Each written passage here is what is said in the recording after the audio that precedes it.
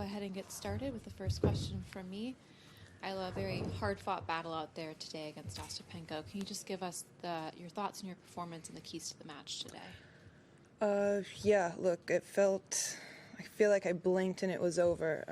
Felt like a really quick match.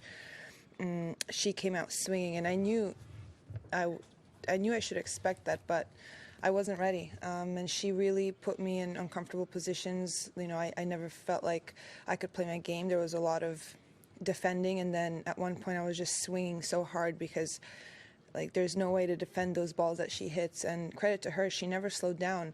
In the end, it was just a few points, you know, here or there. I felt like I got a bit, actually, I wouldn't say unlucky, but she just played great on those break points I had. And then the game I got broken at 2-all. Didn't feel like I did much wrong, but that's kind of the whole match.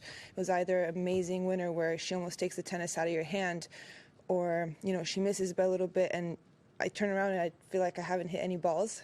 So it was very hard to play, but I am proud of the fact that, you know, after a tough, I don't know, it was like 20 minutes first set and I still fought back. That easily could have been like an 0-1 or 0-2, just because it felt so quick. Thank you. Questions, please?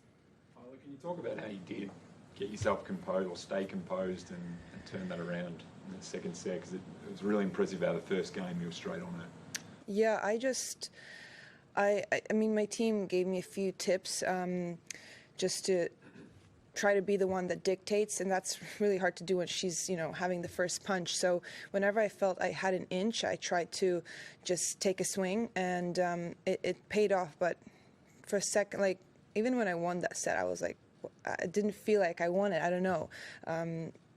It was just fast. I know it was an hour and 40 or something, but it felt crazy. I don't even feel almost like I'm that tired. It was just really, really quick tennis. And yeah, so it is kind of on her terms, but yeah, she's a great player and she's playing confident tennis, I must say. Next question.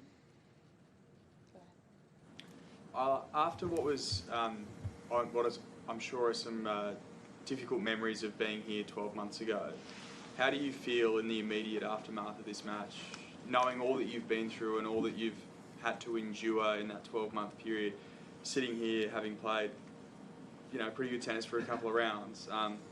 You've obviously come a long way. Yeah, I mean, right now it's not coming to mind. It's really fresh, the match that I just played. But as far as emotions go, I don't even feel that, I wouldn't say angry or that sad, because it really felt like, you know, like she played great and I don't really know what happened. I don't know. So it's a bit mixed. Like, I feel like I should be angry, but I'm really chilled because it didn't feel like I did something crazy wrong. And I actually feel like I can learn a lot from this match. But I think when I do think back to 12 months ago, I feel lucky that I'm here, because nothing's you know, granted once you go through something like that. So I already kind of, in my mind, I'm excited about the next events and next tournaments. It's always hard to go away from here because it's so full on and the crowds are amazing. But I'm really hungry just to keep playing because my body's holding up well, and I'm super happy about that. And I'm still in doubles, so the dream's not over yet. Go ahead. Ajla, Jelena was quite generous in her words about your recovery after the game. It seemed like at the net there was quite a warm embrace between you both. Can you take us through that exchange and the relationship you've had in the last day or so with her? Yeah, I mean, look, when I step on the court, there's nothing, I never think about anything other than, you know, competing. And I really credit to her how she played. I really respected her game, and I don't think, you know, what happened in the past. I think it's water under the bridge now, but I think there is mutual respect between her and I, and she was really kind with her words when we shook hands and said she was happy to see me back, which as a competitor I really appreciate, and I just said good luck to her. So yeah, it's all good. Just touching on the excitement you're feeling about your game and looking ahead, like, how close do you feel you are to getting back to your best tennis, and looking back at this summer, I know you've only had one win, but you must feel like you're getting close and moving in the right direction now. Yeah, that's a good question. I don't know. I mean, it felt like the first set, if I was like in my mind, I feel like I'm a little far from this level. But then it's never that far, like as far as you think it is. I do know in practice I'm playing good tennis, but it's never the same. So if I can kind of summarize this Aussie summer, I'm pretty happy with where I'm at and how I've responded under pressure, really, because as much as I'm kind of coming back, I did expect myself to play well. So I definitely think I just need more court time, and it will come at some point. But yeah, without the constant work, it's not going to come. So I feel like I'm on the right track, but I got to keep working.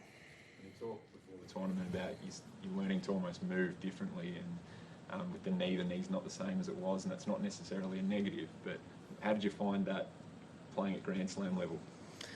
Yeah, like today I felt a bit slow out of the corners, but then, she's playing really quick. So it was really good feedback for me to be like, well, probably is not going to get faster than this. And I like that there's a lot of room to improve.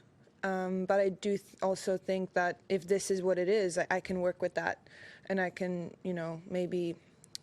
today was a good example that maybe I should be more aggressive because it did pay off for me at certain moments. So that's why I think I could learn a lot from what happened tonight. But look, the knee, the best thing is it's pain-free. But I can be quicker out of the corners and just a little bit more determined with my movement because I always start a bit tentative. Yeah, and I'm doing a long warm-ups just to it's still in my head a little bit, but that's okay. I mean, I got to go through that. Just quickly on Storm Hunter. What would you say about her run in this tournament and her chances against Barbara? Look, I've been telling Storm for a while now. She needs to start playing singles only. She already proved she's the best in doubles, so she hasn't listened to me yet because I think she can do amazing things in singles. I mean, she's been amazing in Billie Jean King Cup over, the last couple of years. And she's clutch. So seeing her have success here at home is really awesome because she can play at that level.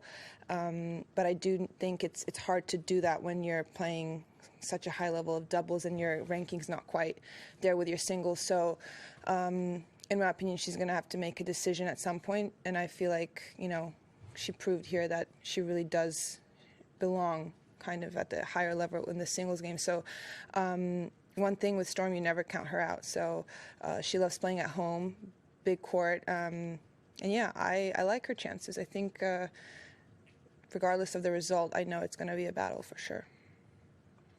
Beyond doubles, where will we see you next? After you mean? After you leave Australia, where are you playing? Hopefully I'll play in Hua Hin, the 250. And then TBD. My schedule's... depends sometimes on wildcards because I'm really selective with my special ranking tournaments that I'm using. So for now, the next special ranking one I'll use probably Indian Wells. So yeah, everything else I'm kind of just looking what's the best schedule-wise, qualies or main draw, I don't know. But Thailand for sure.